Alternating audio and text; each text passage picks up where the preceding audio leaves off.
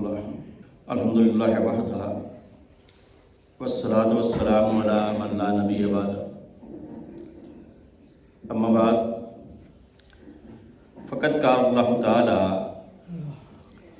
فی القرآن المجید وفرقان الحمید وبرہان الرشید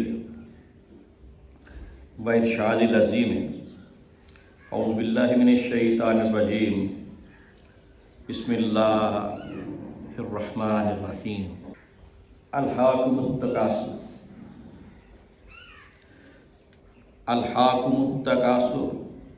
حتی زرتم المقابر کلا سوف تعلمون ثم کلا سوف تعلمون کلا لو تعلمون علم الیقین لا ترون الجحیم ثم لا ترونها عین الیقین ثم لتسألن یومئذ عن النعیم۔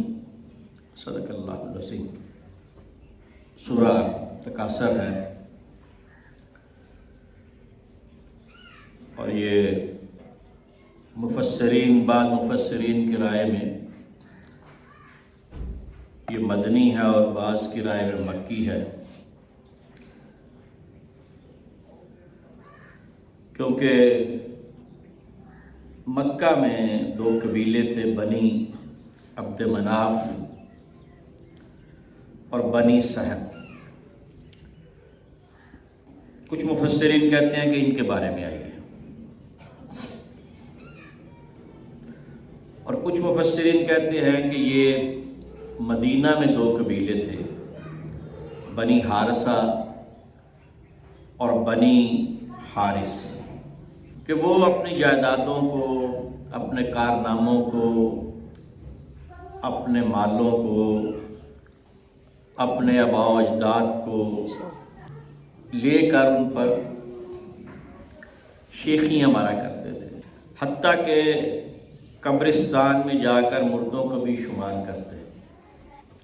تو اس پر یہ سورہ نازل ہوئی۔ بیسیکلی یہ صورتیں جو ہیں، پچھلے جمعے میں نے سورہ ماعون کا ذکر کیا تھا، یہ سورہ تکاثر ہے۔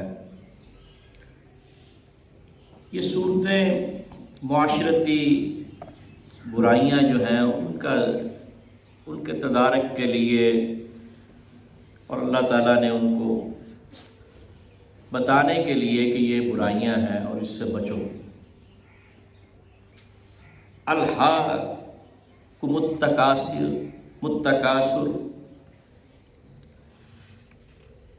یہ کہتے ہیں لہو،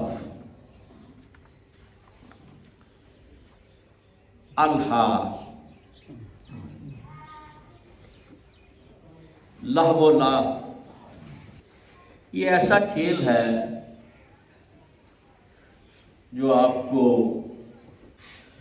لہو یا الہا ایسے کھیل کو کہتے ہیں جو غافل کرتے ہیں، آدمی کو سمجھ نہ آئے اور اس کو دینی معاملات میں بلکہ دنیاوی معاملات میں بھی غافل کر دے۔ آپ نے دیکھا ہوگا لوگ تاش کھیل رہے ہوتے ہیں، لوگ اس طرح کے کھیلیں کھیل رہے ہوتے ہیں تو ان کو پتہ نہیں چلتا کتنا ٹائم گزر گیا ہے۔ تو ایسے کھیل جو غافل کر دیں ان کی ممانعت ہے، لیکن ایسے کھیل جو بچوں میں ان میں توانائی پیدا کرے، ان کے ورزش کا سامان ہو، وہ بچوں کو کھیلنے چاہیے اور کھلانے چاہیے۔ حضور اکرم صلی اللہ علیہ وسلم خود بھی اپنے نواسوں حسنین کریمین علیہ السلام کو کشتی سکھاتے، ان کے ساتھ کھیلتے، ان کو آپس میں کھلاتے، دوڑ لگواتے، اور اس طرح کے کافی کام کرتے کہ جو بچوں کے لیے ضروری ہوتے۔ تیراکی کا آپ فرماتے کہ تیراکی سیکھو، گھڑ سواری سیکھو، یہ اس وقت کے کام۔ لیکن ایسے کھیل جو غافل کر دیں ان کی ممانعت ہے۔ یہاں پر انہی کھیلوں کا ذکر ہے، اور خصوصی طور پر یہ ذکر کیوں کیا گیا کہ تمہارا یہ اپنے چیزوں کو ایک دوسرے سے بڑھا کر پیش کرنا تمہیں اللہ سے غافل کر رہا ہے، تمہیں کثرت مال کی ہوس اور فخر نے آخرت سے غافل کر دیا۔ تکاثر، مال کی کثرت، اور اس کو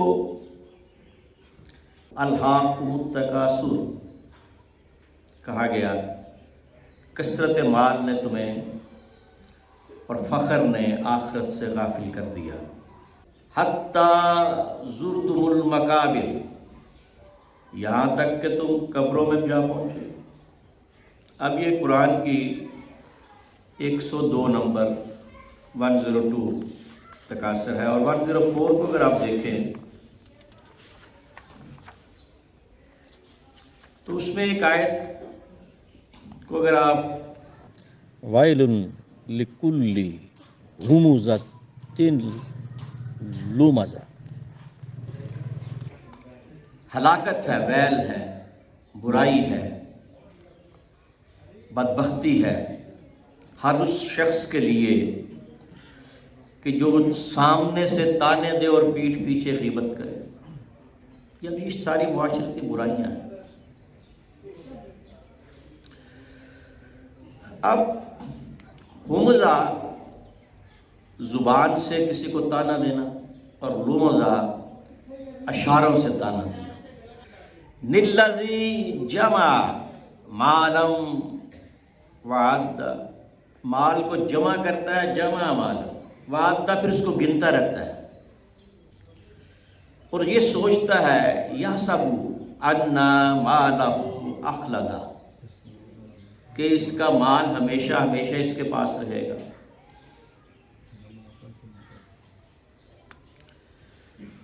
اب اس میں بھی یہی ہے کہ یہ ان لوگوں کے بارے میں ہے جو مال کو اکٹھا کرتے ہیں، مال کو جمع کرتے ہیں، مال کو گنتے ہیں، اور پھر لوگوں میں نمود و نمائش کرتے ہیں کہ ہمارا مال زیادہ ہے۔ اور یہ 2 قبیلے جو میں نے بیان کیے، یہ خصوصی طور پر ان قبیلوں کے بارے میں یہ آیات نازل ہوئی۔ لیکن چونکہ قرآن آفاقی ہے، ہمیشہ ہمیشہ کے لیے ہے، اس لیے یہ ہر زمانے کے لیے۔ اور فخر کرتے ہو، اس سے 2 مطلب ہیں، یا تو اپنے مردوں پر بھی فخر کرتے ہو، یا یہ کہ تم گن گن کے مردے ہو جاؤ گے اور تم مقبروں میں چلے جاؤ گے۔ یہ مقابر یا مقابر، مقبرہ، قبر۔ کلا سوف تعلمون، یہ مال کام نہیں آئے گا اور تمہیں جلد اس کا پتہ چل جائے گا۔ ثم کلا سوف تعلمون، واقعی یہ مال کام نہیں آئے گا اور تمہیں پتہ چل جائے گا۔ کلا لو تعلمون علم الیقین، ہاں کاش تمہیں یقینی علم حاصل ہو جائے کہ یہ دنیا تمہارے کچھ کام آنے والی نہیں ہے۔ لترون الجحیم، اور پھر تم دوزخ کو دیکھ لو گے، جہنم کو دیکھ لو گے۔ ثم لترونہا عین الیقین، ابھی تو اس دنیا میں تو تمہیں علم الیقین ہے، تمہیں علم ہے کہ جہنم ہونا ہے، پھر ایک دن آئے گا کہ تم اپنی آنکھوں سے دیکھو گے کہ یہ سامنے جہنم ہے۔ یہ عین الیقین ہے۔ تو یہ اللہ تعالیٰ بار بار بتا رہے ہیں، ثم لتسألن یومئذ عن النعیم، اور پھر پوچھا جائے گا، ہر چیز کے بارے میں پوچھا جائے گا یہاں تک کہ سرما لگایا ہے تو سرمے کے بارے میں بھی پوچھا جائے گا۔ یعنی یہ سوال جواب جو ہے یہ اللہ تعالیٰ کے حضور پوچھے جائیں گے، تم سے یہ بات پوچھی جائے گی، ہر چیز کے بارے میں۔ مال جمع کیا ہے تو اس کے بارے میں پوچھا جائے گا۔ حضرت عبداللہ بن سخیر رضی اللہ تعالیٰ عنہ کہتے ہیں کہ میں رسول اللہ صلی اللہ علیہ وسلم کے سامنے حاضر ہوا تو آپ اس وقت سورہ تکاثر کی تلاوت فرما رہے تھے۔ پھر آپ نے فرمایا کہ آدمی کہتا ہے میرا مال، میرا مال، تیرا مال۔ تو تیرا مال تو صرف وہ ہے جو تو نے کھا لیا، تو نے پہن لیا اور تو نے خیرات کر دیا۔ پہن لیا اور کھا لیا، وہ استعمال کر لیا، اور جو خیرات کر دیا وہ آگے بھیج دیا۔ حضرت عائشہ رضی اللہ تعالیٰ عنہ کہتی ہیں کہ حضور اکرم صلی اللہ علیہ وسلم آئے، اس دن ہم نے ایک بکری ذبح کی تھی، تو میں نے وہ خیرات کر دی، تو ایک بازو، چونکہ حضور کو دایاں بازو جو ہے وہ زیادہ پسند تھا، بکری کا، بکرے کا، دستی جسے کہتے ہیں، تو وہ میں نے حضور کے لیے رکھ دی۔ تو آپ آئے تو آپ نے پوچھا عائشہ کچھ باقی بچا ہے؟ انہوں نے کہا ایک دستی باقی بچی ہے۔ آپ نے فرمایا نہیں، باقی وہ بچا ہے جو تم نے خیرات کر دیا۔ حضرت انس بن مالک رضی اللہ تعالیٰ عنہ کہتے ہیں کہ حضور اکرم صلی اللہ علیہ وسلم نے فرمایا کہ تین چیزیں مردے کے ساتھ جاتی ہیں۔ ایک اس کے گھر والے، ایک مردے کی تین چیزیں ہوتی ہیں، ایک اس کے گھر والے،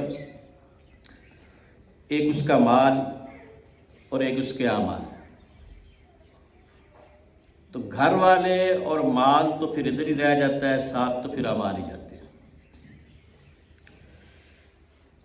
یہ جو اس میں کلا سوف تعلمون اور پھر دوبارہ کہا گیا ثم کلا سوف تعلمون، اس کی کوئی مقصد ہے؟ یہ ایسے ہی نہیں کہہ دیا کہ ایک ہی فکرے کو بار بار کہہ دیا۔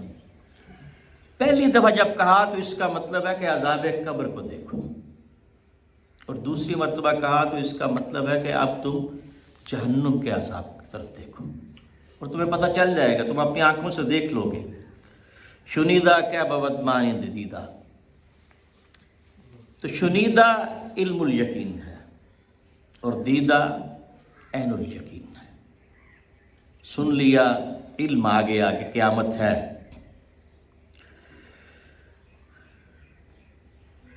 تو اب جب حضرت موسیٰ علیہ السلام کو بتایا گیا، اللہ تعالیٰ نے فرمایا کہ تم تو ادھر آ گئے ہو تو تمہارے پیچھے تمہاری قوم نے بچڑے کی عبادت شروع کر دیا۔ تو موسیٰ علیہ السلام کو علم ہو گیا کہ اللہ نے بتا دیا ہے، لیکن انہوں نے تورات کی تختیاں پھینکی نہیں۔ جب اپنی آنکھوں سے دیکھا کہ بچڑے کی عبادت ہو رہی ہے تو پھر تورات کی تختیاں پھینکی اور چند اس میں سے ٹوٹ گئی۔ تو یہ فرق ہوتا ہے علم الیقین اور عین الیقین میں۔ حالانکہ وہ اللہ تعالیٰ فرما رہا ہے کہ موسیٰ انہوں نے کر لی، لیکن ان کو اتنا غصہ نہیں آیا، اور پھر اتنا غصہ آیا کہ اپنے بھائی ہارون کے بال پکڑ لیے، داڑھی پکڑ لی۔ پوچھ گچھ جو میں نے کہا کہ ہر چیز کے بارے میں، عمر کے بارے میں، علم کے بارے میں، مال کے بارے میں، یہ علم حاصل کیا تو یہ کیوں کیا، وہ علم حاصل کیوں نہیں کیا، تو یہ ساری چیزیں اس میں حضور اکرم صلی اللہ علیہ وسلم نے بیان فرمائی۔ حضور اکرم صلی اللہ علیہ وسلم سے یہی سوال صحابہ نے کیا کہ یا رسول اللہ صلی اللہ علیہ وسلم پھر کون سا مال رکھا جائے اور کون سا نہیں؟ تو آپ نے فرمایا بندہ کاروبار کرتا ہے راس ہوندی کہ راس بھی ایسے ہی چاہیے، راس رکھتا ہے، راس تو گندا بھی سارا کچھ کر رہا ہے، کاروبار بھی انہیں کرنا ہے، وہ کی کرے گا اس صورت دی سلسلے۔